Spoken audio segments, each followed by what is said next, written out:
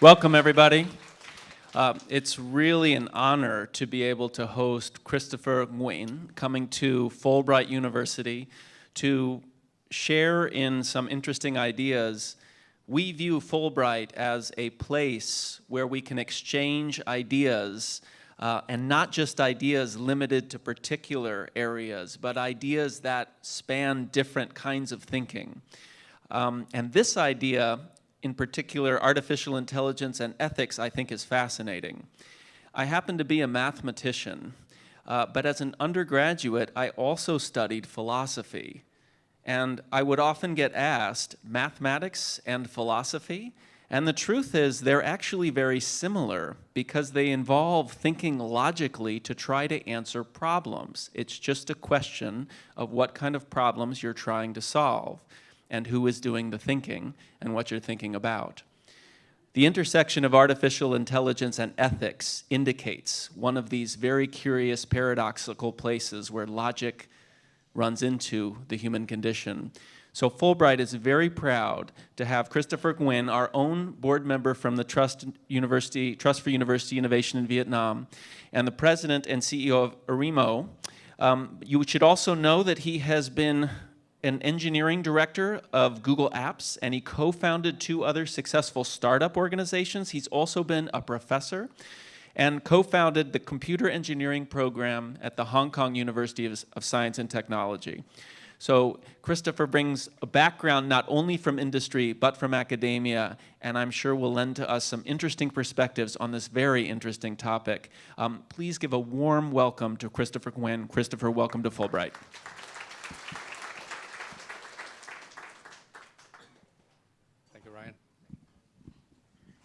So I'm glad, I was going to do the job of asking people to come up. I'm glad somebody did that job. Can you all hear me both in English and Vietnamese? Okay? All right. Okay. So I'd like to spend the time today to talk to you about a topic that is really near and dear to my heart. And the title is, Should AI Care About Ethics?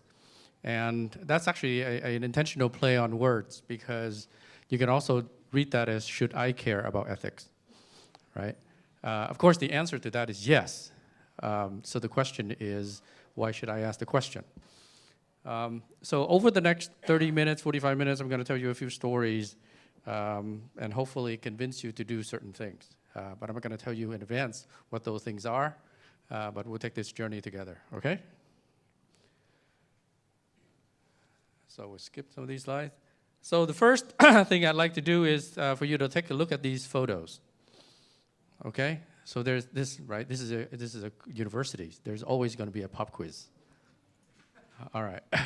So, you know, a lot of teachers or professors would say, put your phones away, right? I actually want you to take your phones out. This is a test. Okay, so there's A and B. And I'd like you to go to this URL, bit.ly/AI faces. Okay, we'll give it about 30 seconds for everybody to get ready. So, while you're getting your phones out to go there, so the idea is that one of these faces is real life. The other is entirely generated by artificial intelligence. Not animation, there's no human involved other than pushing a button, and it was generated. Okay, so this represents the bleeding edge of what's possible. Okay, so go to bit.ly/AI faces. What you should see is, don't touch the photo because that's what you're voting on. I would like you to decide which of those 2 faces is real. Okay? And then we'll grade this. This will actually be part of your finals. So be careful not to get it wrong. Okay, ready?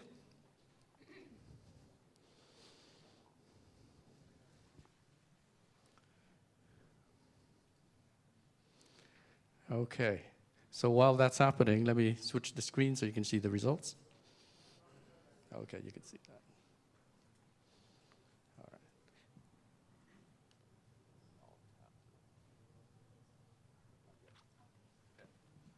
So everybody done? You got to put your phones away. We're gonna score. Okay, so my intern here is going to switch the Alt tab to what you have done to Chrome. Okay, and click on one of those tabs. One more. Okay, so this is your vote. 60% of you think it's the one on the right, and 40% is on the left. Okay, so I'm going to give you the answer. So actually, this time, humans win. Okay, so 60% got correct. That is correct. So give yourselves a hand.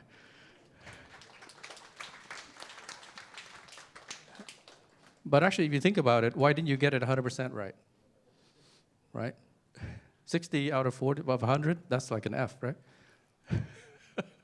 Okay, so I hope this illustrates to you how, in the pace of the space of just 2-3 years, right? Not since the advent of AI, that's been a long time, but since a lot of the world's imagination has been captured by this new tool that is more broadly available, than ever before. Not just academia, but also applied to the tools that you're using today. And just in those 3 years, people have created people have advanced this tool to the point where we can't really tell the difference between what's real and what's fake. So what's the implication of something like that?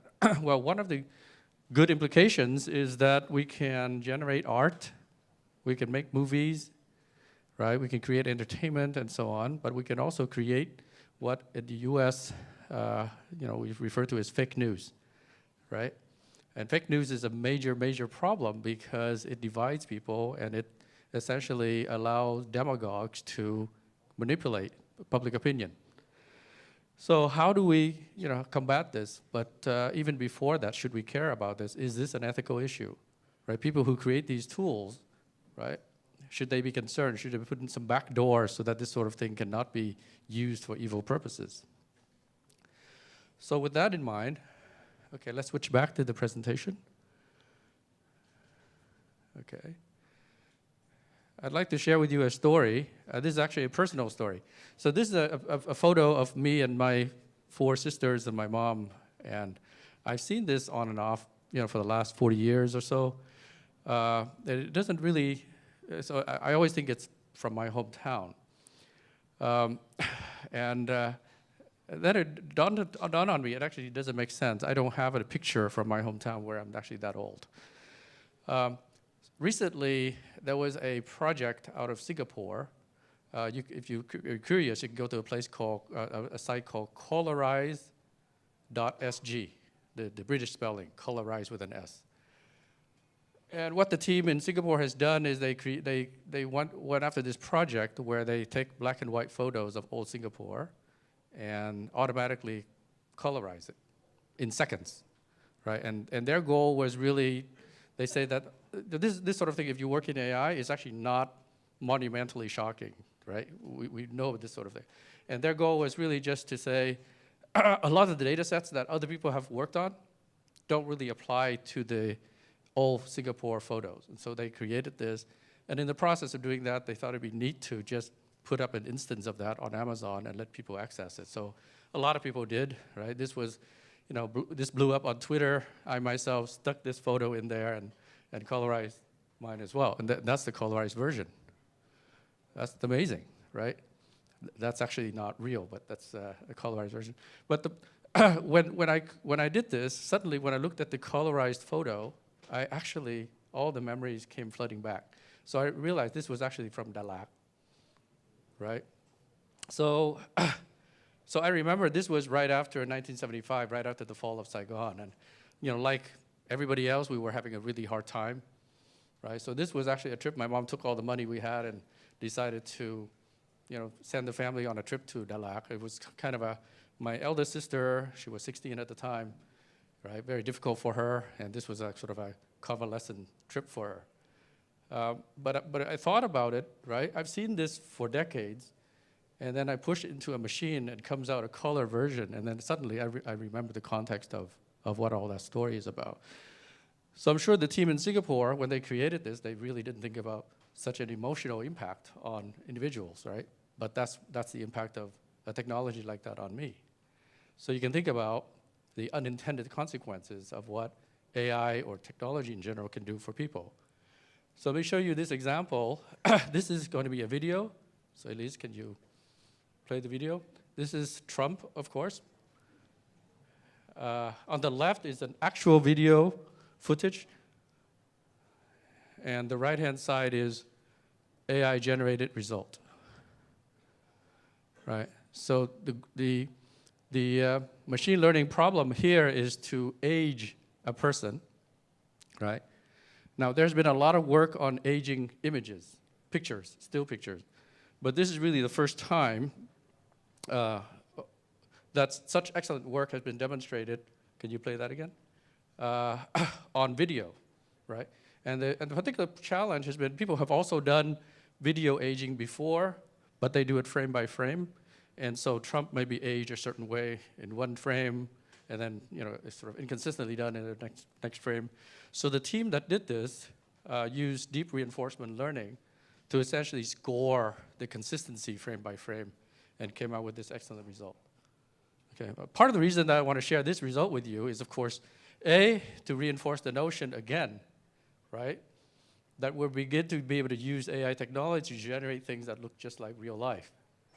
But the other reason, I'm going to go to the next slide. There you go. Look at the names of the authors. This is a team out of Carnegie Mellon University, right? All names that look like yours.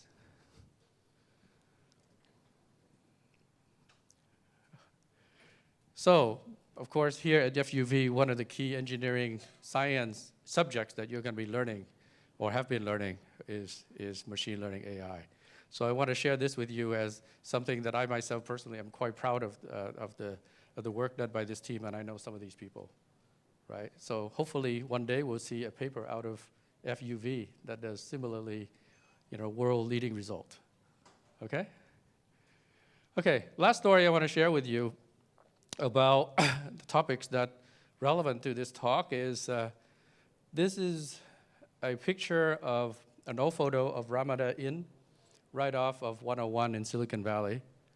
Okay, what this picture or this place, I still drive by that from time to time on 101. What it means to me actually is this is back when I was in high school. I had just come to the US 2 years, and the teachers thought that I was good in science. I didn't speak much English at the time, but there was a science debate sponsored by Bank of America, and they nominated me to represent their high school.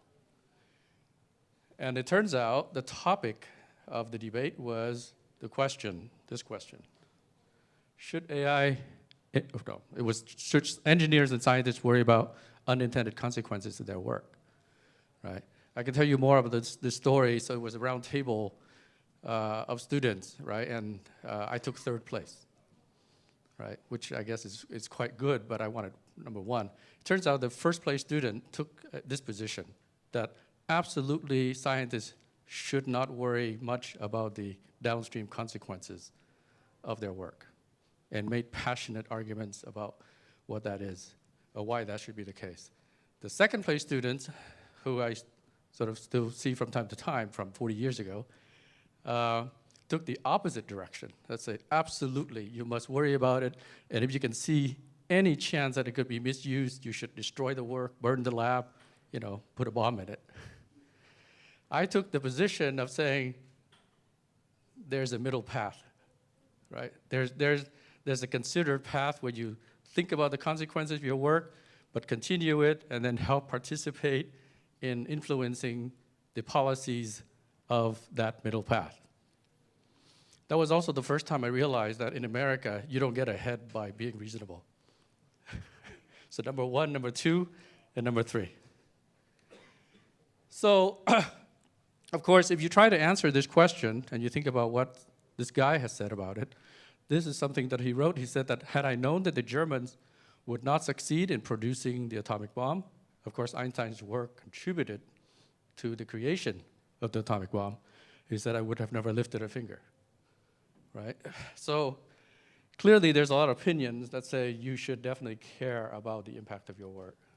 But I'll walk you through some of the thinking, deeper thinking behind that, because that statement by itself could seem quite obvious. So one thing I want you to think about is this question does not apply to just AI, right? How many people are familiar with the recent controversy around human genome editing? Right. So this is a professor from the Southern University of Science and Technology, SUST, in China. And he announced at a conference in Hong Kong that he had edited genes to create babies whose genes are resistant to the AIDS virus, right? Did he do a good thing? Should he have done that? Well, right after that conference, a lot of people came up and said, did you go through the ethics panel? Did you control this? And effectively, he was fired for doing that, okay? And it's not just recently, okay? So this is 19th century moral panic over paper, okay? So it was only until the 19th, paper has existed since, essentially the invention of the papyrus and so on. But it was only until the 19th century where it was efficiently made to the point where there's broad distribution of books, right? And of course, today we all think of books, there's a bunch of books over there as universally good, but there was a time when people believed that books was also the forces of evil, right? In fact, when I was little, my mom didn't want me to read a lot of books, right? Because they're called, how many people, you're probably too young to know, but 丢推, right? 小说. Okay, you're not supposed to read those books because they're bad influences. They'll make you want to go to the back and, essentially go off and live the life of Zhang Ho, right? So back in the 19th century, people thought paper technology was a force of evil, and they had to think through, how to use it effectively. In fact, this goes back to 10,000 BC. Right? I found this publication from July 27, 10,000 by Fred Flintstone. Right? So people were complaining about the creation of the wheel. Okay, that's actually not true. I'm sure you know that. The wheel was not created back then. It was 3600 BC. Still, why ethics in AI in particular? All right. So let's look at what ethics is defined as, right? So if you look at the definition, you just go into Google, you type ethics, define ethics, this is exactly what you get. It's a set of moral principles that govern a person's behavior or the conducting of an activity. So we're referring to the second part here, right? As we conduct the engineering, the research, the development of AI, should there be a set of moral principles that govern that? And the question is, if it's moral principles, whose morals? Yours, mine, this country's, the Middle East, Europe, America's? So those are not easy questions to answer, but they have to be thought about. So this is CB Nuggets, a site for IT professionals. And what they did was they asked the subscribers to look at a range of technologies that they name, and then essentially talk, give it a score, 2 emotional scores. The first score is, are you excited about this technology? The second score is, are you concerned about this technology? How worried are you about that? And I would like you to stare at that a little bit. Where's my water? And do you notice anything about that? So what happened, okay, let me describe this a little bit. The vertical axis is how excited people are, or maybe you are, about the technology. So up high is very excited, down low is I don't really care. The horizontal axis is how worried you are, right? Left is, again, I don't really care. Right is I'm highly concerned, okay? The axis, the lines are the average responses. Okay, that's the line of the dividing the excitement is like the middle between very excited and not excited at all. And the vertical line divides between very concerned and not concerned. Do you notice a pattern here?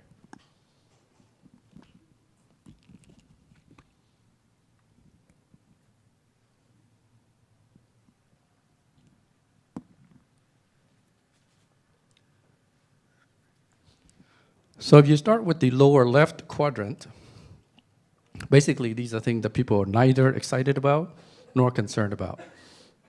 Basically, don't care. Hoverboards, augmented reality, contact lenses, Iron Man suit. I don't understand that Iron Man suit. You got to be really excited about that.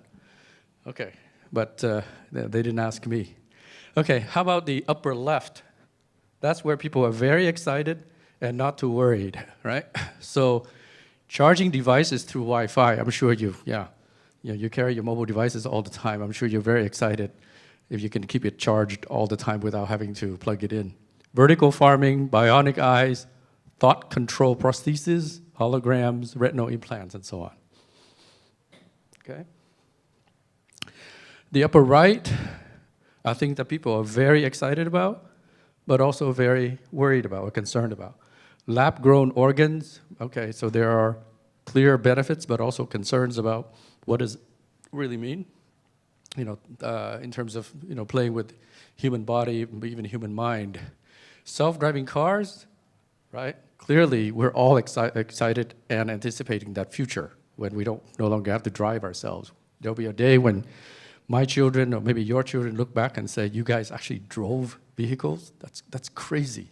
That is absolutely insane. Why would you trust humans to do that? Okay, flying cars. Okay, but if you look at the lower right, these are things that people are quite worried about, but less excited about.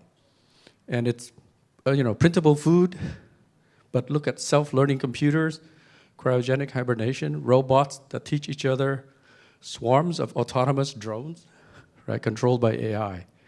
So you notice there's a pattern where the stuff that people are less excited about, are very concerned about, have a lot to do with AI technology. So there is something different about this technology compared to semiconductor, circuit design, computer science, engineering, and so on. So I thought a lot about, why are people so concerned about this, right? Extra concerned compared to other technologies. And I thought about it as I think one of the key vectors for that is illustrated here on this chart. The horizontal axis is time, right? Progression over time. And the vertical axis is the intelligence of the technology that's involved. So if you look at the lower left, you got the print and press by Gutenberg, and then you got the Model T car, and then you got the web, mobile, and things getting increasingly powerful and increasingly smart.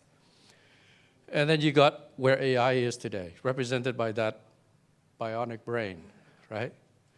And then, of course, if you think of human brain as technology that's evolved over many millions of years, we're still, above this thing we call AI.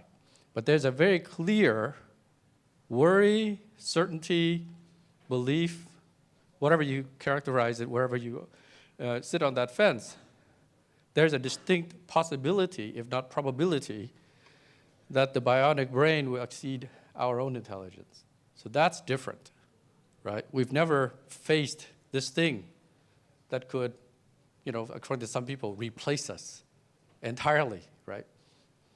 So I think that causes a lot of unease in, apart from the power and the automation, but that this thing could actually be superhuman and maybe replace the human race. And that's why we loathe it so much. So what I want to share with you for the rest of this talk is how we should, or not how we should think about it, but some of the issues that are involved in thinking about ethics when it comes to AI.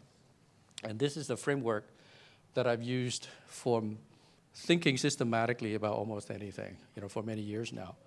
It's called the PESTLE impact framework. Essentially, you think through the political impact of something, the economic impact, the societal impact, the technological impact, the environmental impact, and the legal impact. And after you've done all that, then you've pretty much thought about it reasonably thoroughly. So let's start with the P and then go through counterclockwise and see.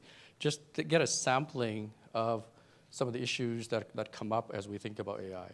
So let's start with political. So this was a survey that was done, right? So this is regarding the question whether the government should step in and regulate AI, right? If you're a student of history of technology, it's actually quite unprecedented in my experience for technology to arrive sort of mature, and then there's demand for regulation of that technology so quickly, right?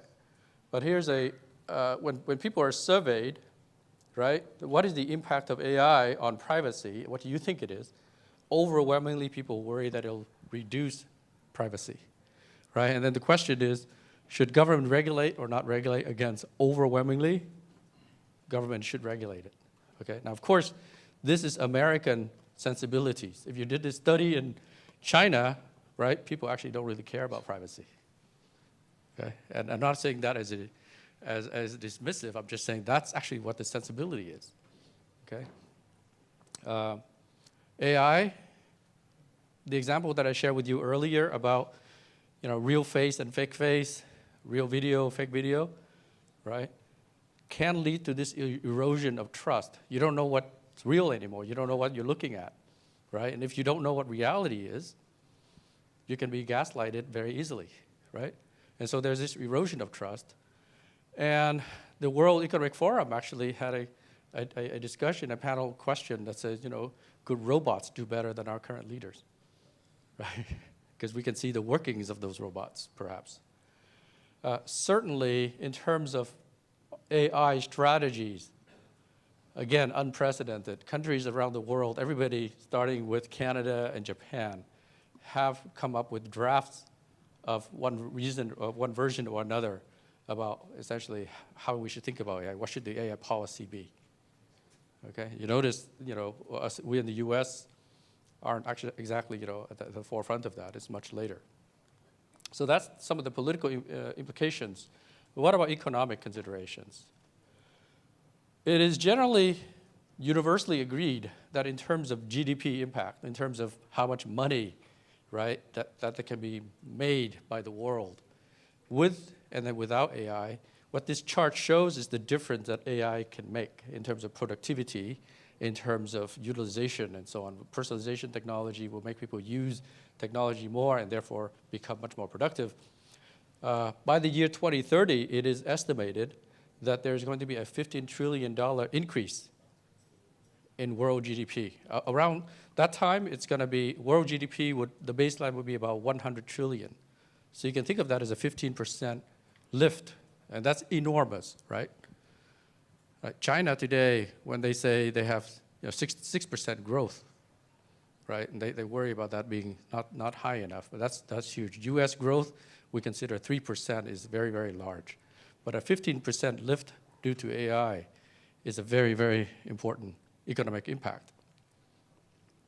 At the same time, this is also leading to fears of people or companies that have control over this awesome power versus people and companies and countries that do not, right? So here's a headline where people say, don't fear AI, but do fear the evil capitalists, right?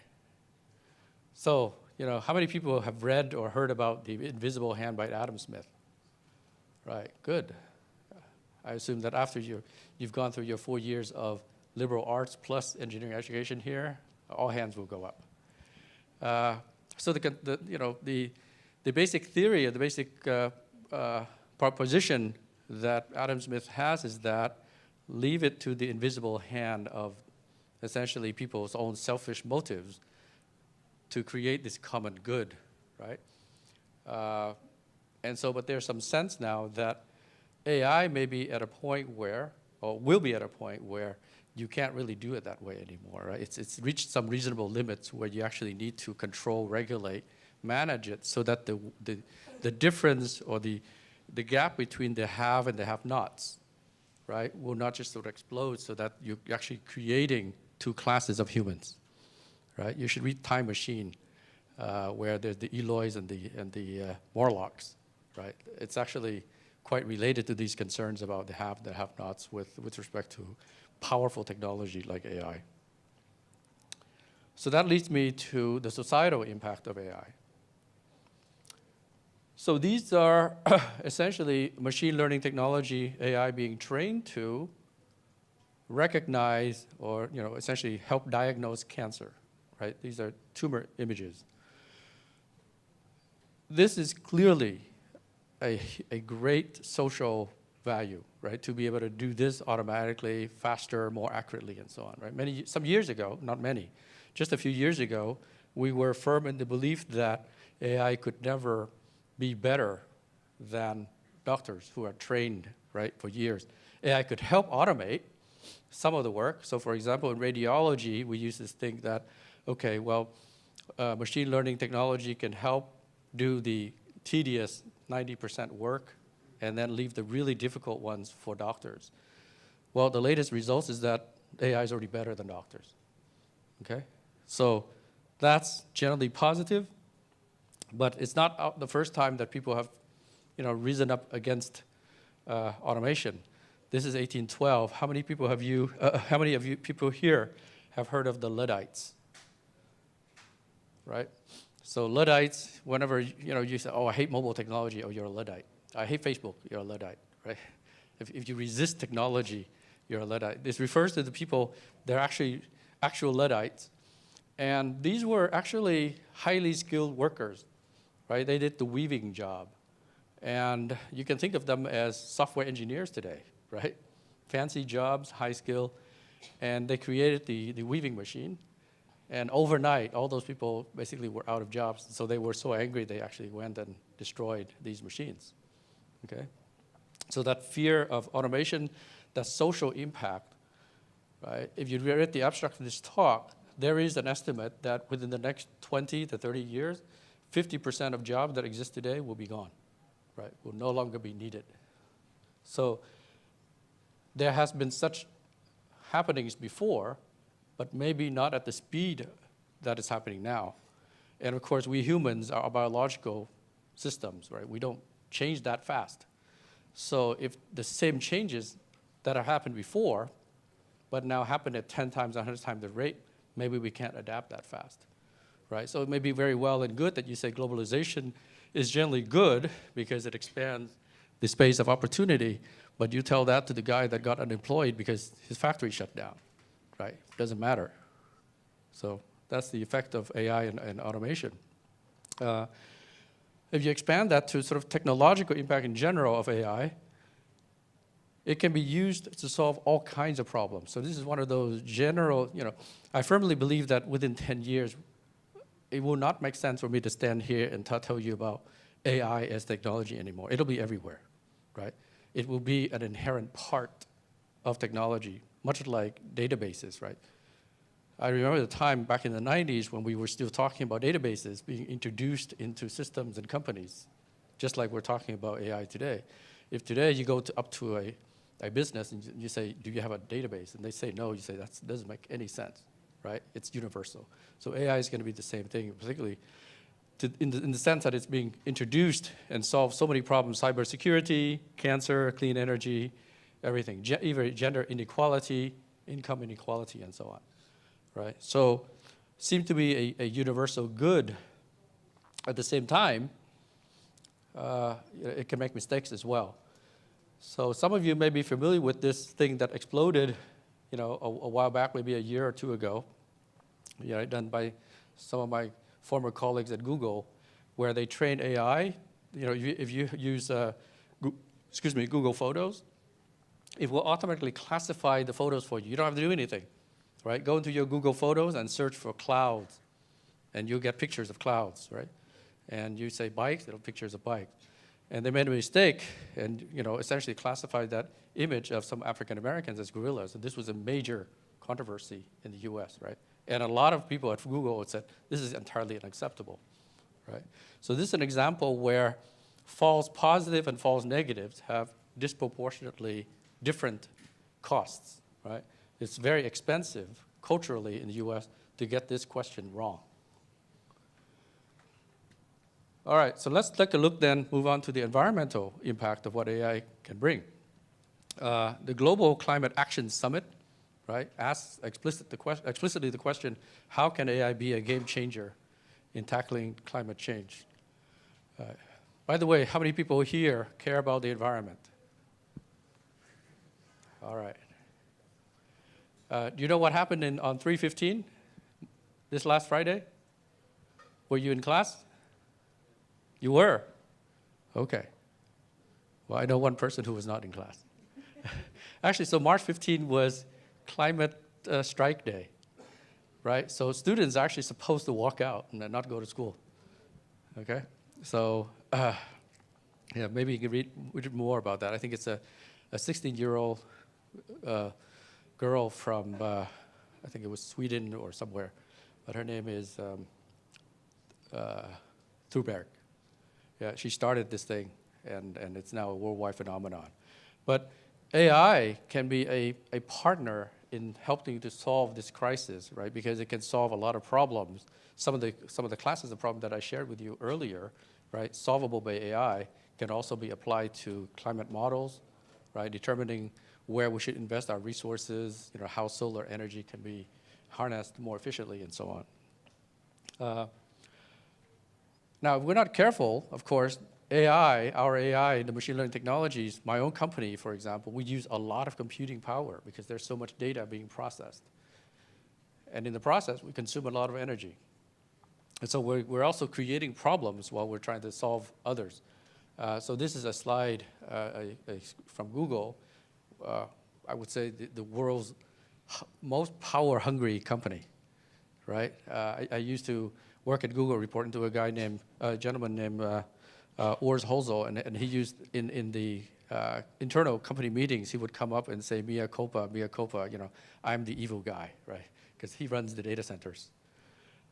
So Google has been quite explicit in its goal to make sure that its data centers are carbon neutral, right? So reducing waste and then also increasing efficiency, also using renewable energies versus other sources.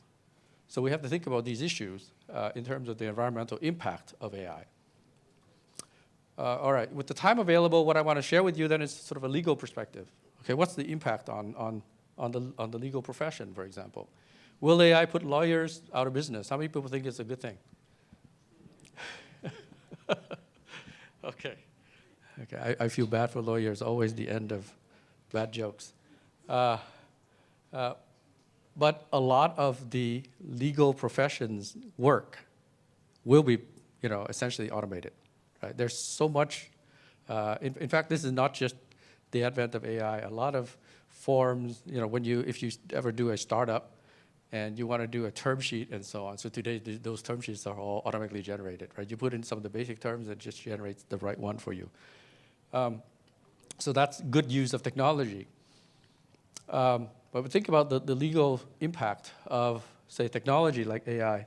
How many people here recognize this image, right? I know if you're in the field of AI, you're sick and tired of the trolley problem, but I'm assuming that many people here have not heard of it. But this was not a technologically driven question. This was created in the field of ethics, right? This problem, this thought experiment back in 1964.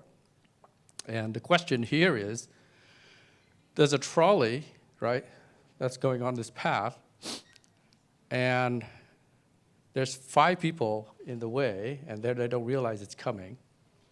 And if nobody does anything, those 5 will be killed. You are that person there with the lever, and you know that you can actually pull the lever, and it'll change the path. There's one person in that path who will definitely be killed as a result. Okay? Will you pull the lever? How many people here will pull it? How many people will leave it alone? Okay? And then there are variations of it, right? What if that person there is your father, right? What if that's an evil guy? Definitely pull the lever, right? In fact, you'll probably speed up the trolley. But the point is then, you can think of similar questions as applied to AI. And tragically, this actually happened, right? Almost exactly a year ago, a self-driving, quote-unquote self-driving car operated by Uber hit someone, a pedestrian, it's actually a bicyclist, who were crossing the road in Tempe, Arizona, right? And it's actually a combination of factors. There is always a human monitor for this. the human monitor was sitting there. She was busy texting, right? Because for the most part, if you've driven in a one of these vehicles, essentially it drives itself most of the time. But the human has to be there for exceptional circumstances still. Right? We're not at level 5 in autonomous vehicle yet. But that person happened to not be paying attention. Plus, the classification system, which combined both hardware sensing and also software classification system, misclassified the bicyclist, right? Didn't recognize that as a human. And there's a lot of analysis whether it's a hardware problem or a software problem, and there were journalists who wrote that Uber software incorrectly sort of was written badly so that the hardware was working, but the software was broken, which is really wrong. The system is both hardware and software. You can't really separate the two in terms of the data and the training and the classification and so on. So this is essentially the trolley problem, happening for real. And insurance companies have to wrestle with this and say, well, in situations like this, and there's going to be more of this in the future, just statistically, right? I believe that autonomous driving will be safer than me driving, right? But there will be some accidents, and when that happens, is it the fault of the guy who was in the car? Is it the fault of the guy who sold the car, right? Or is it the fault of the guy who created the technology that goes into the car? Whose fault is it? Right now, you can have somebody sitting in the car and say, okay, you're the one controlling it. But when that control is programmed using data learned from the entire fleet, then where is the guilt? Okay?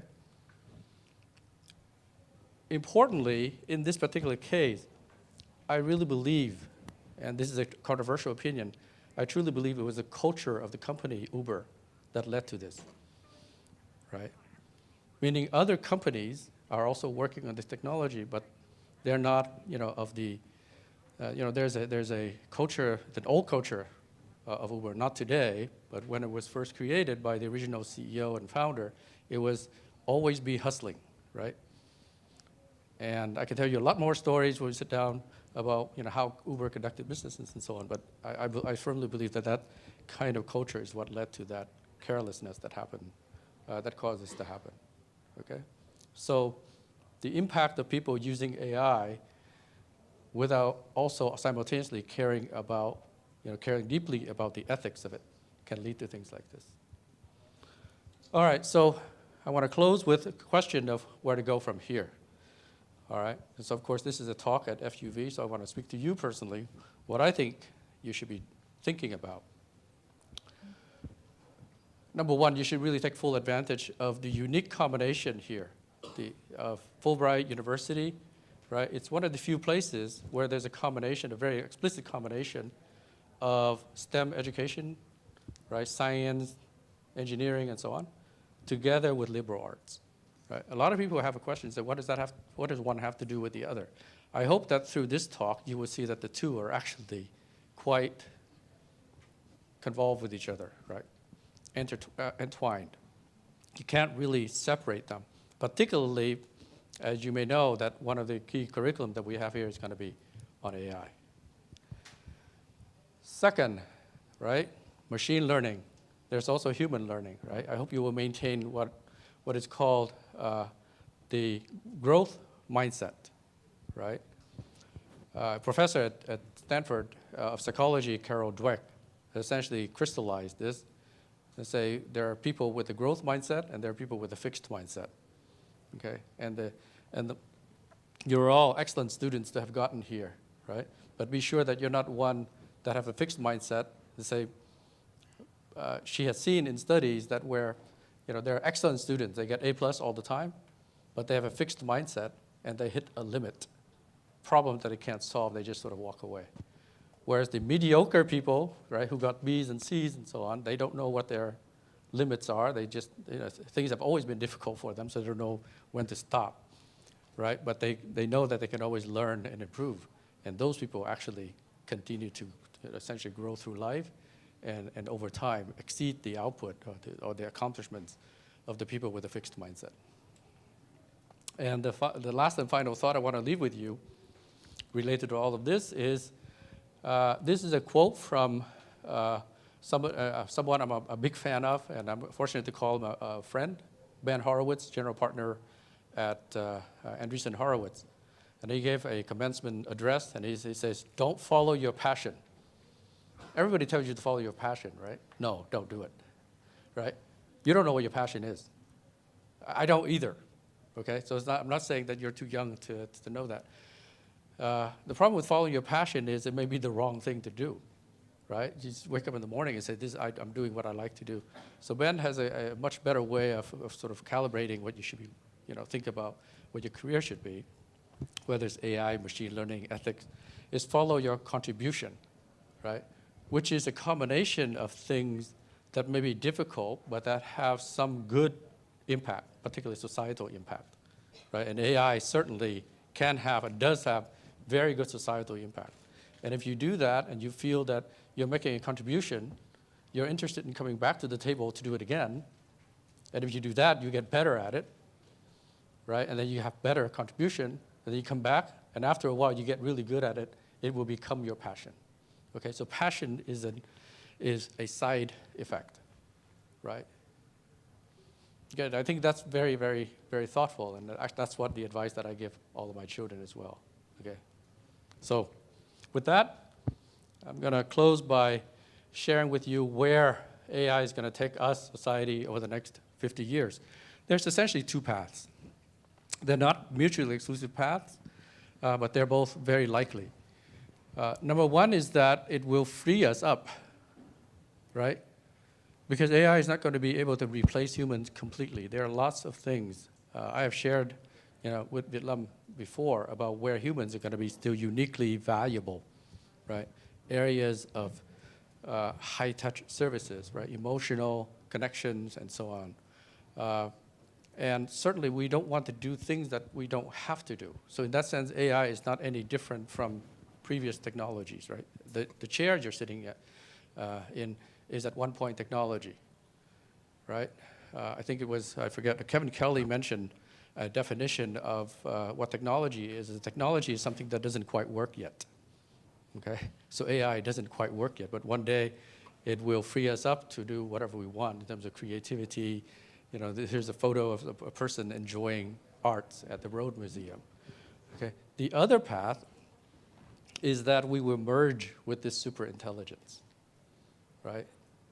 That sounds a little scary, but I'm wearing glasses today, right? Without glasses, I can't function, and that's technology. I actually believe that as we build these intelligent systems, and then combining that with neuroscience, we'll be able to essentially, I can get an extra megabyte of memory. You can get 1 gigabyte if you're richer. But essentially, the AI technology will augment our memory, our intelligence, right? And we will experience hyper-evolution. And I actually think both are extremely optimistic futures that are likely futures. But we have to care about the ethics of how we exercise these things and impact of those things, so that to ensure that when we become AI, that we still remain ethical beings. All right, with that, I'm going to leave you time for questions. Thank you.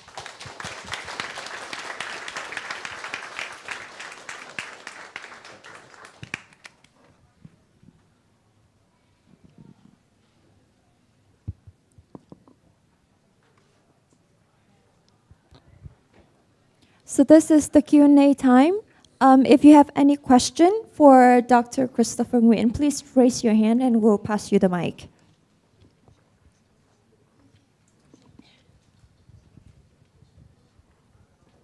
Hello, my name is Cẩm, and I'm interested in what you said. So I've thought that regarding the question that we need to set a ethic for the AI, I think that's the answer yes already, right? Mm-hmm. So I believe that's in Google, maybe any company you only works, maybe you only says that's one. And I would like to know how you set the ethic, how you set the ethic in the past or now. Okay, so the question is, we generally agree that we should care about AI. AI in the exercise of development, we should care about ethics. How have I done that in our company? Okay. So there's sort of two parts of that as I think about that question, because I've been asked about that before. I think the simpler thing is that a lot of things that we work on don't have a direct impact on humans. Right? We work on, for example, predictive maintenance for machines. So in that narrow sense, we don't run into a lot of ethical problems, right? You know, if we make a mistake on predicting the wrong failure, nobody gets, you know, hurt, hopefully, right? Some of the work that we do. So that's one way to think about it. But I think there's a broader way that I think about the question of ethics in our company. Whatever we do, whether it is on machines or on humans, a lot of time, essentially, we deal with a lot of matters that involve privacy and security, right?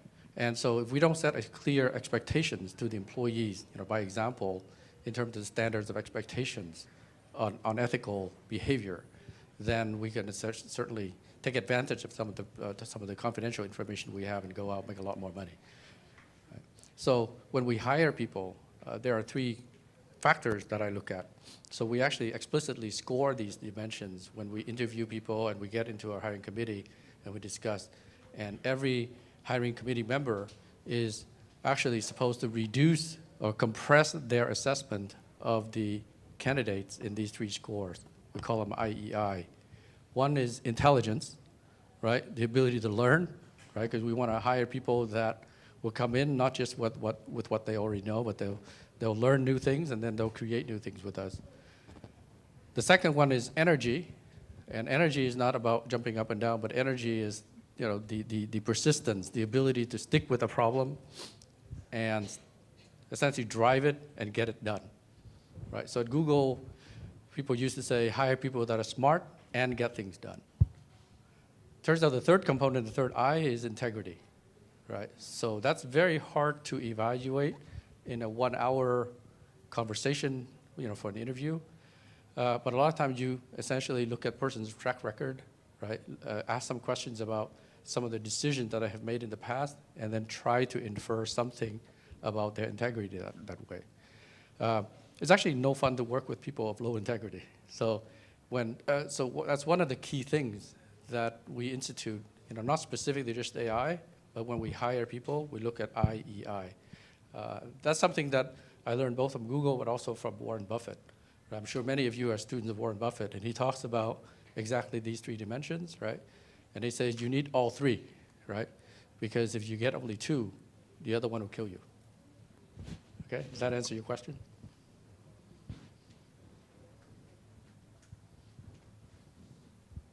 Thank you. Yes, but I want no more. Can you describe what you say about and that's the picture that you make a decision about leverage the lift. Can you make an example how do you build the AI for ethic for that one? Okay. You mean the Uber example? Yes. How do you make the AI to make a decision to go for 5 people or 1 people? Okay. So I'll give you a different example. So in data science, right? And when you build a model, how many people here know machine learning? Good. Okay. So one metric for a good model is what? Like the main metric? Accuracy, right? How good is the model? How accurate is it? Of course, there are many different sub-metrics around accuracy, but for our discussion, let's just think about accuracy. So when we build a model, or a model we could build is about loan decisions, right? And when you make a loan decision, yes, no, means you approve the loan or you don't approve the loan. And the factors that you take into account, there are many what's called features that go into that, right? A person's age, right? Their history of payments, their income level, you know, where they go to school. Basically, machine learning today is about just taking all the factors that you can, whether you think it has, you know, directly to do with the decision or not. Bring it all in, let the data speak for itself. right? So someone actually did this, whose job it was in the city of New York, right, to make a decision similar to this, which is to grant people housing or not, right? And one of the features is the person's race, okay? And it is true, absolutely, in the mathematical sense that if you add race, you know, whether the person's Caucasian, right, Asian, African American, Latino, and so on, the accuracy level will improve. It will get it right better, okay? And then when you look at the data set and then you run the test set, you find that it will reject African Americans at a higher rate. So then the question is that discriminatory? Is that biased? What should you do in that case? What would you do? I'm sorry?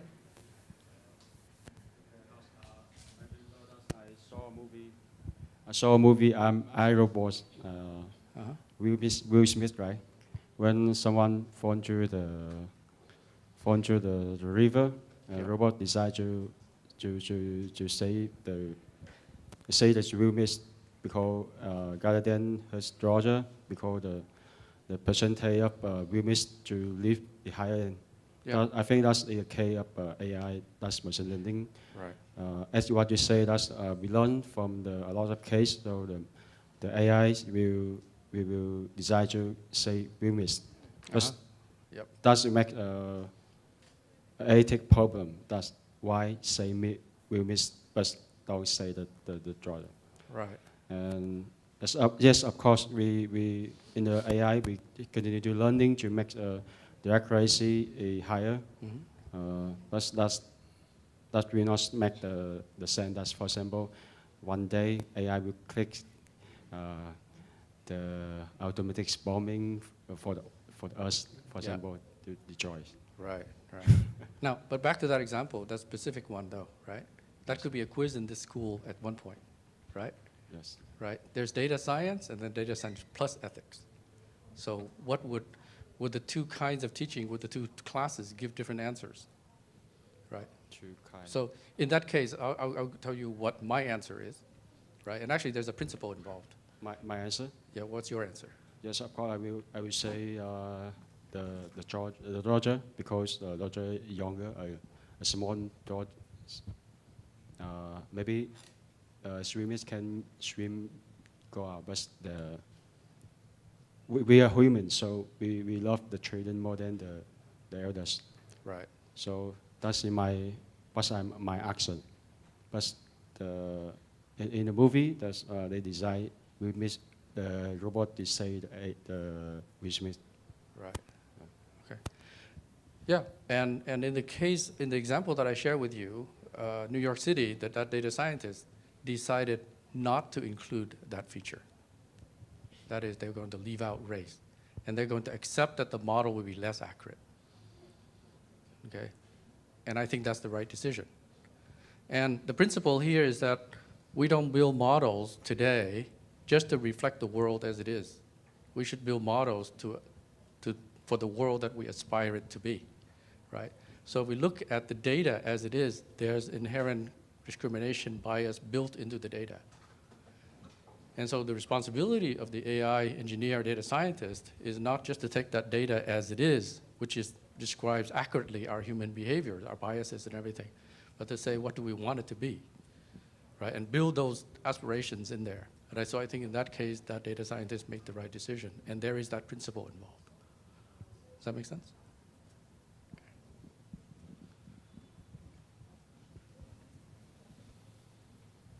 Yes. Thank you, sir, for the very pleasant talk.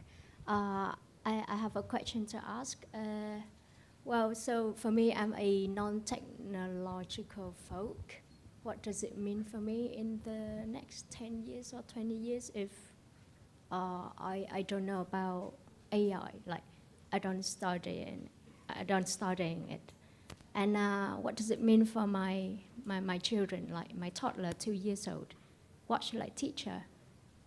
because I see a lot in the internet that for the future we should teach them about emotional intelligence, being creative and something. But how will that fit into the picture of singularity or something, or even the pessimistic scenarios that you haven't mentioned yet in your talk? Thanks. I just want to have a very clear picture about that. Okay. Thanks. So you're a non-tech person. I say your life is over. I'm just kidding. So I think it should be, you should remember that though. Your life would be over. That's my intern. I think it should be clear from my discussion here that I think there is such a prominent place still for humans in the first place, right? And then sort of implied is that human judgment that doesn't necessarily have to do with the fact that you know and understand and actually build the technology, right? That sense of ethics, that ethos and so on is, I think, very much built into, or should be built into the foundation of the liberal arts education here. So I think if you focus, certainly, every age has its technology and we have to be conversant with the technology. So if today, somebody tells me, I don't touch the mobile phone, I really say, yeah, your life is over, right? So, but that's a user of the technology. And so mastery of the technology doesn't require that you actually can create it, right? But understanding how it's created and what its impact is and what your influences can be on that, right? You could be a great product manager, for example, right? But I do think that we should think about AI technology as something that will be essentially will diffuse throughout society. And so it behooves us to really master the technology, not necessarily as a creator who can write code, but master the implication, master what it can do, and then use that. In fact, in our own work, which is highly narrowly technical, we work with business leaders and we say, I want to make sure that you understand what this technology can do, and not just with engineers, so that they can come back and come up with business questions that actually make sense for us to apply the technology. And so that's relevant immediately. All right.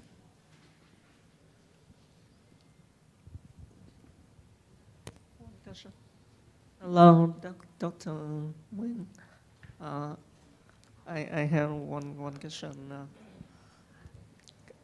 About the fear of intellectual laziness when we are using too much AI for everything. Your children, yourself might become lazy to think and lower endurance to stay focused on to resolving one problem. And what's it? I must fear about AI for our next generation. It's like it might be lower you get the rub of innovation for next year. Then, but I am also hope about the positive part of AI when I see the optimization of energy use and environmental backup using AI. Yes. Could you share your opinion about that sphere? Okay. So the question is, should we, there's a sort of fear of AI being so prevalent that, for example, one of the impact is we stop thinking for ourselves, right? And we just let the technology do the work. That reminds me of a movie, I don't know whether you guys, this may be too many years ago, but a movie called Wall-E, right? And it opens with basically people on what looks like a cruise line and everybody's fat and lazy, right? So that's certainly a possible future, but they all look cute, so maybe that's not so bad. But kidding aside, there is, I think the parallel here, when people say, what do we do about bad or hate speech, right? And I agree with the sentiment that the solution to that is more speech, right? So I firmly believe that, this thing is here to stay and grow, right? And we cannot be, what I said earlier, Luddites, right? Because for better or for worse, like if you stay away from it, other people will still, this, again, referring to Kevin Kelly, who wrote a book, I think it was him who wrote a book that said what technology wants, right? Technology is like, you have to treat it like another organism. It will grow, it will evolve. It's like another being. Whether you like it or not, it'll come. So it's not technology inherently, but I hope it's also clear from what I talked about is how we use it and what we do with it, right? I can give many examples where I don't like the effect, right? The direction of some of the technology companies have used AI and other technologies for, right? Some of you may know that there is an ethical awakening in Silicon Valley, right? A lot of myself and my colleagues who have worked for many years on how to get people to click more, right? Where the objective of the machine learning systems that we have built to date is how do we maximize the revenues, right? I used to tell this funny story, which I still think is funny, but maybe not anymore in this context. But at Google, when you get search results, some of those results that are sponsored or results that sort of match a certain criteria that we wanted people to click on would have like a different background color, right? And the question came up and say, what background color maximizes, the click-through rate? And basically at Google, everything is very data-driven, so we just tried everything, right? All kinds of shades. And what we call, it's not even A/B testing. People here probably, at Google, it's not called A/B testing, it's called percentage testing, because basically there's so many different divisions batches that we put people in. And it turns out, the best color for people clicking through is actually a little sort of yellowish brown. Sergey hated it because he said it looked like urine. Because before that, Google used this blue color. Okay, but sure enough, after that experiment proved that this gives this marginal increased lift in the result, in the revenue result. Google changed this color, and of course the whole industry also changed the background color, right? If Google has done the experiment, why should we spend our time doing that? So that's a fairly innocuous version that has been made even more extreme with AI, right? There's this sort of reinforcement loop where you look at the YouTube video and then you get recommended, right? The goal there is to get people to see more videos. And so it turns out the signals that the machine learning system automatically picks up is videos that are sort of extreme and speaks to you about beliefs that you already hold, right? So again, that's another example of maximizing the parameter of interest, which is essentially number of views, which is ultimately revenues, may not be the best ethical decision to be made. And places like YouTube have begun to introduce other signals to actually dilute the effect of that, right? And this is something that you can reason out even before we think about these things, right? There's this echo chamber effect that you just keep seeing things that you believe in, right? So companies like Google, and to some extent, I think Facebook, are adjusting the algorithm to give you things in the news feed that you may not necessarily agree with, right? So I think that's an example of fighting technology with technology. I don't think the right answer is to stay away from it, but to control it and to use it for the outcomes that we aspire to, very similar to what I said earlier. So I wouldn't worry too much about essentially the effect of this technology, other than to really be considerate about how you use it, and if you get to the position of creating and influencing the direction for some of this to go, then think about these issues. But it will come, okay? Hi, Doctor. We actually have a question from our online fan, Mr. Victor Trần. The question is, which part of sciences that would be least affected by AI? To put in other words, which fields or part of a field that a scientist should pay more attention and focus on in order not to be replaced or outperformed by AI? Okay, so that's a pretty clear question. I don't need to repeat it, but I would actually disagree with the premise. The premise being, if I'm going to be replaced by AI, I'm actually going to find a field that's not affected by it and focus on that. I would actually try to find a field that will be most leveraged by AI, right? Because that's going to be more and more powerful. I think the fear of being replaced, first, I want to acknowledge it's real, but primarily because of the speed, right? But if you're young and you're learning new things and you keep this learning mindset that I said earlier, then you should actually be looking for things where that profession or that job will be multiplied 1,000 times with AI and you're the boss of it, right? Because that will leave everything else behind. So I would, if I were to answer that question, it'd be a list of things not to get into, right? Radiology, for example. Okay? Yes.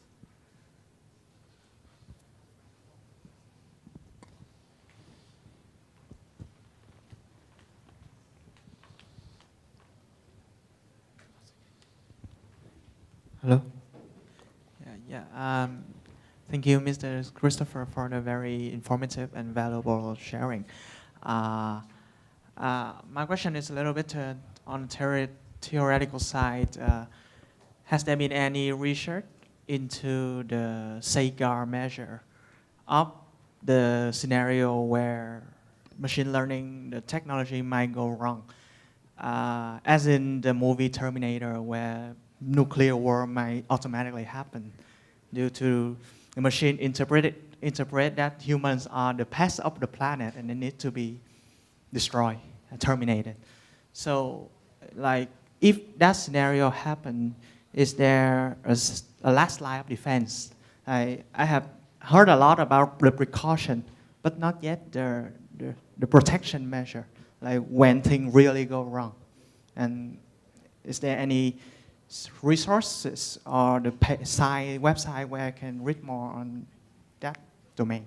Right. Yes, any examples you can provide is also really appreciated. Thank you. Right. Good question. The question is, what's being done in terms of, limiting this awesome power so that it doesn't destroy us all, right? It reminds me of when I was a high school student in the computer class. There was a quote on the wall that says, "To err is human," right?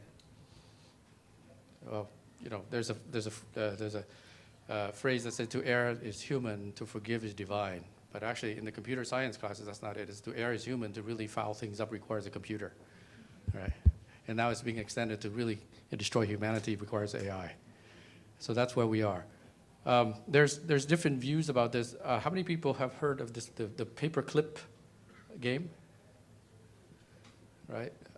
So there's this thought experiment, and I think actually somebody wrote a program to do this, where you create machine learning algorithms. I'm going to use the term, you create an AI to essentially maximize paperclip productions, right? And what's the cheapest way to do that? And the thought experiment goes is that after a while, because it has that one directive, it actually begins to consume all possible resources in the world, and it just uses more and more things and destroys everything else, consumes human, and so after we're all dead, it's still producing more paperclips in the world. Okay, so there are such scenarios. I actually think we don't have to. We should be prudent. Okay, I always start out with that. So that's why I think it is wise for companies to. I just gave a talk at Panasonic about this. There's a slide where I advise that companies should set up ethics panels and so on, not just for AI, because of AI, but not just for that, but for other decisions. But the thing I also want to point out is that at the beginning of these things, there appears to be this exponential growth, right? But technologies follow actually an S-curve.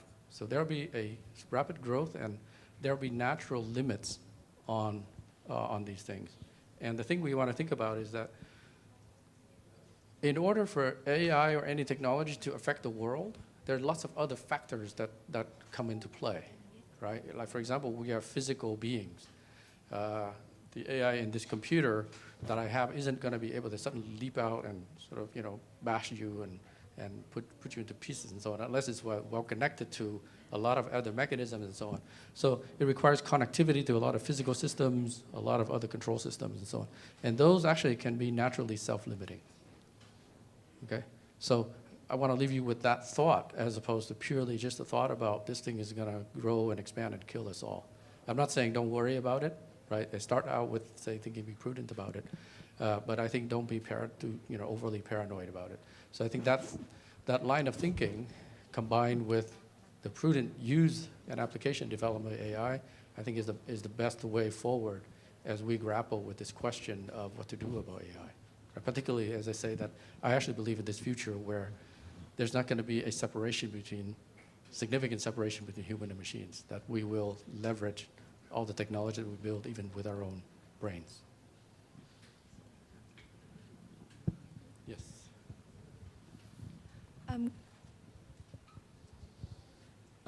Thank you. I have a question. Is that actually yesterday I have just watched a movie called Her. It's about a man falling in love with an AI system. Yep. So I've been wondering that there's a lot of scientists and engineers working on a consciousness for AI, and if they achieve that, we allow the system to feel and to suffer. So I'm wondering if this is an ethical issue by creating consciousness for a machine. Thank you. That's a great question.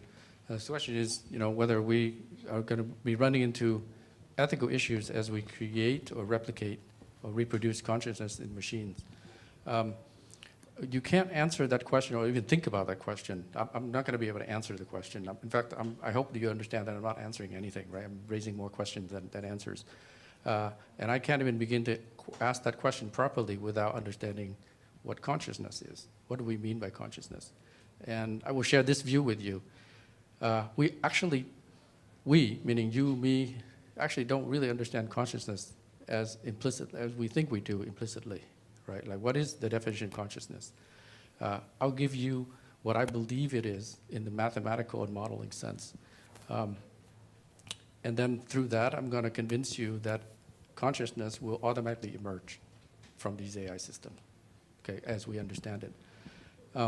Consciousness is equivalent to sort of a self-awareness, right? And as we build these systems, if you know machine learning, the way these models work is that they are representations of patterns in the world, right?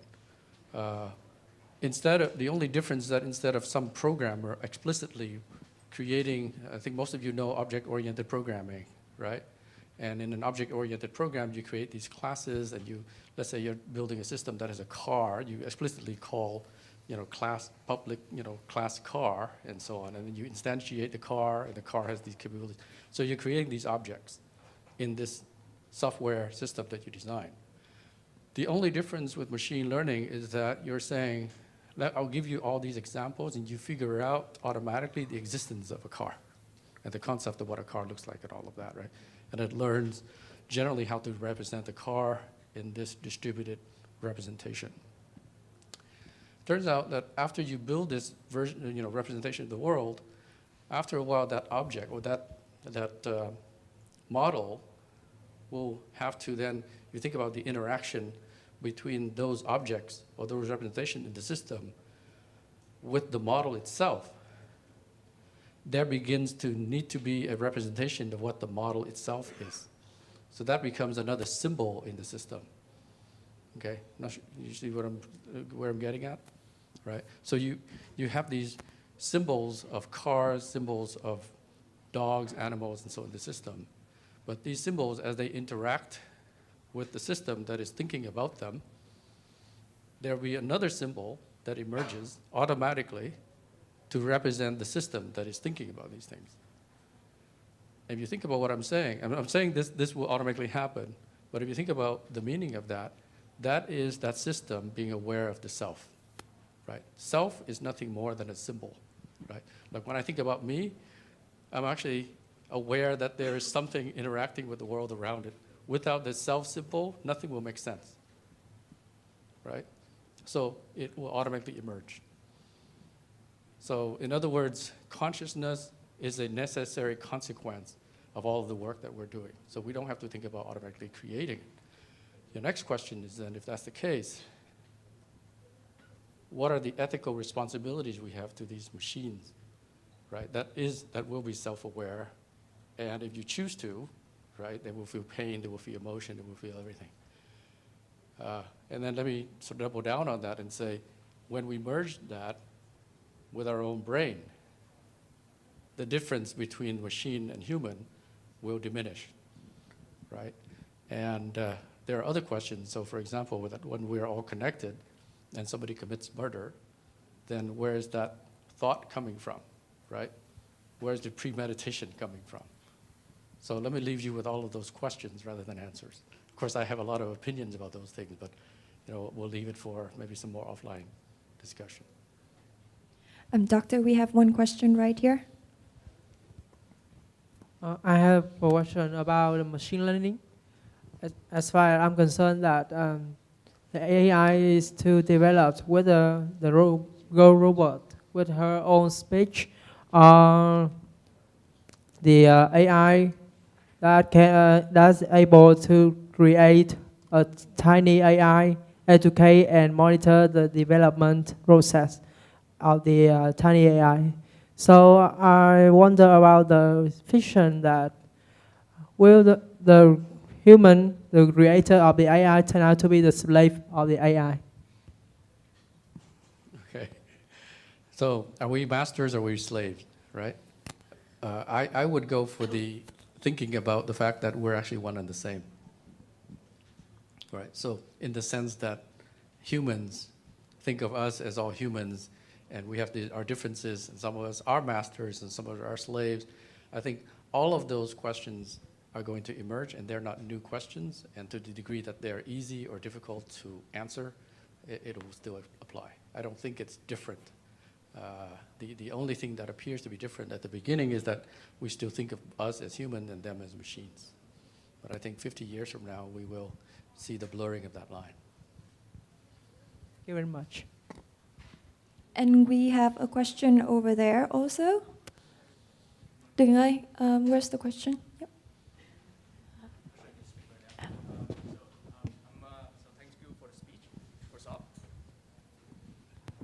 Thank you. So thank you for the speech. First off, it's very refreshing to hear from an AI expert about what's going on with AI. So I work for a local venture capital fund. We invest in tech-focused startups in Vietnam and the region.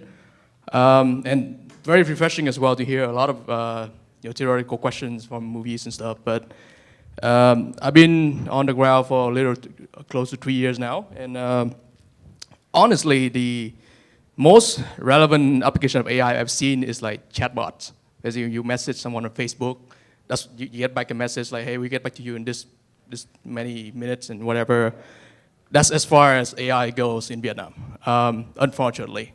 So my question for you is, from an angle of serial entrepreneur and also an investor who been in the field for a long time, what do you see that Vietnam is lacking to get to that level of development in terms of AI? Thanks. So I'll just answer that without repeating because it's pretty clear. I would characterize chatbot as perhaps the most obviously visible technology. I don't agree that it's the most prevalent, even in Vietnam. I would be surprised if companies were like VNG didn't apply machine learning technology to optimize a lot of the work that they do, both internally as well as through games optimizations and so on. I'm sure that's happening at scale. I would be surprised if what is the food, well, it's emerging food delivery companies wouldn't start to use AI to optimize route planning, right? And I would be surprised if, for example, my own company with team members here aren't working on using AI technology for optimizing predictive maintenance, for example. So I think there's a lot of that activity going on. I do agree that these are things that maybe that's a great way to think about AI, right? The first uses that's going in is actually solving problems that we already have, right? That are happening sort of implicitly behind the scenes. These are problems that we have solved before, but AI can solve a lot better. So one favorite example I have is what I gave during the talk earlier about credit decision, right? When people apply for loans. people have been applying for loans for many, many years. So how do you think banks used to make these decisions, right? Before, they would have actuarial tables and, right, they make these credit decisions based on a bunch of rules. And recently, they discovered that it's much better to use machine learning technology to apply to these things. So that's happening among banking institutions as well. So the use and the application of AI, whether it's in Vietnam or elsewhere, is happening, but it's not happening sort of obviously in terms of the thing that we think of as, okay, that's a embodiment in a chatbot or a robot, right? And by the way, that's why the question of embodiment, right? It makes it much more obvious that it's artificial intelligence.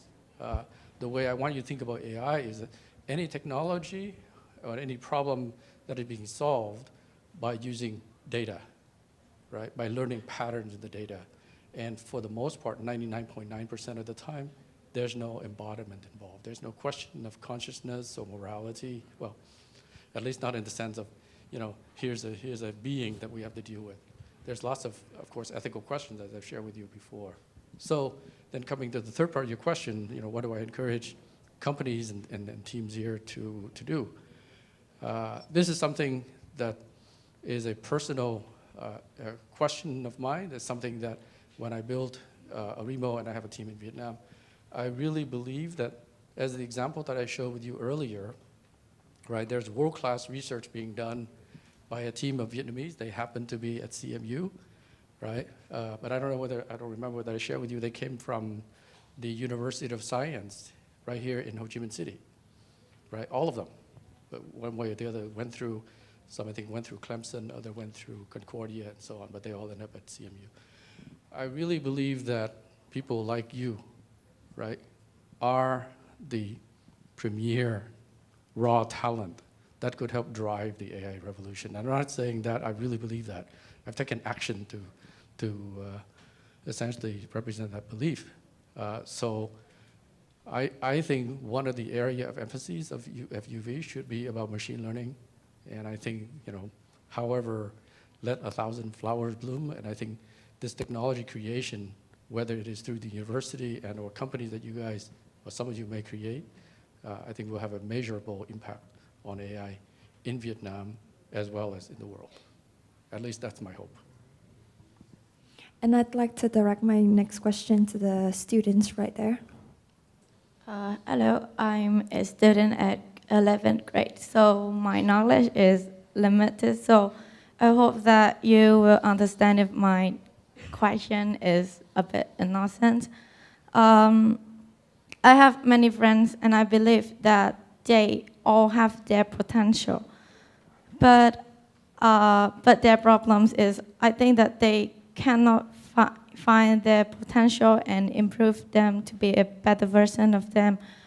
So I think an idea that I would like to create and tools that help humans to, discover their potentials. And after I watched a movie, like The Man Who Watched Before, a movie named Horror, and I really hope that the way the AI in that movie could be like that in the future, like the way the AI interact to the human. So I believe that AI could be a potential tool to help people to discover potential, especially for children, because like when many of children they don't have a good environment to grow up, or maybe that their parents is not have a good view for their future, so they cannot develop in the right way. So I just want to find another tools that is not, it will be not based on human only. I've asked many people about those questions, and the answer I get from them was like, that thing could be a bit idealistic and it could not impossible. So yeah, it could not be possible. So I just want you to, I just want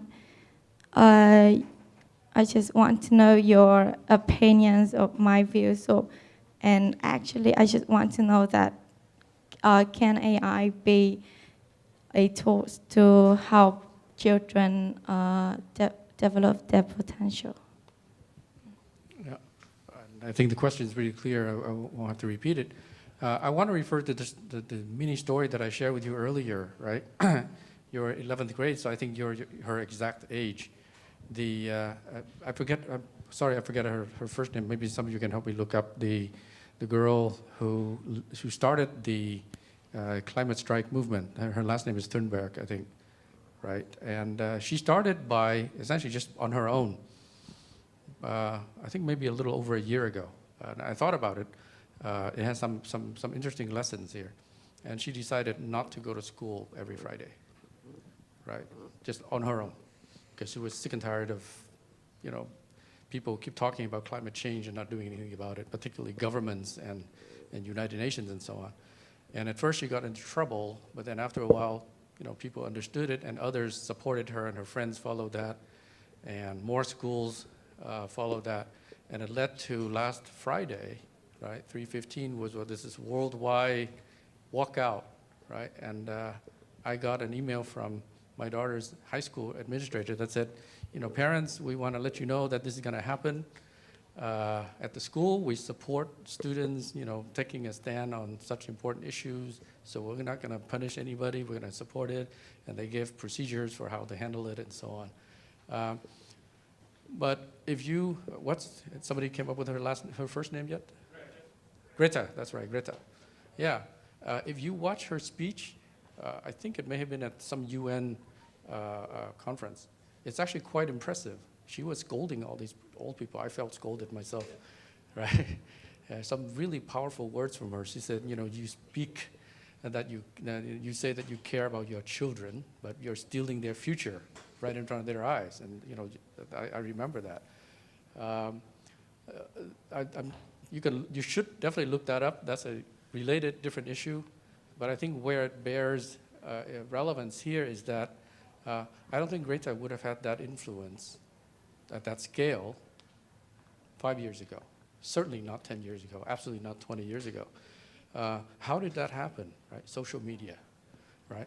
The speed at which these things spread for the right issues, for the right things that people care about, and you find the right groups of people that care about the same things, there's an unprecedented ease with which you can do that.